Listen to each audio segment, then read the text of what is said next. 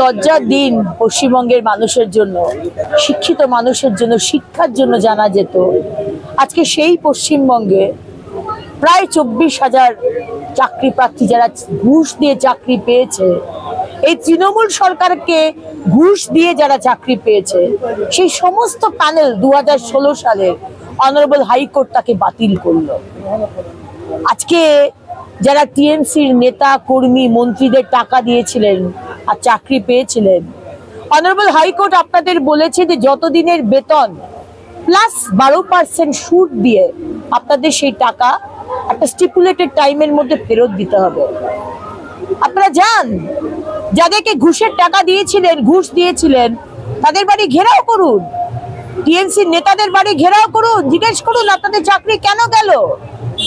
টাকা তো আপনারা দিয়েছিলেন ঘুষ, এখন তো আপনাদের সুদ দিয়ে সেটা ফেরত দিতে হবে।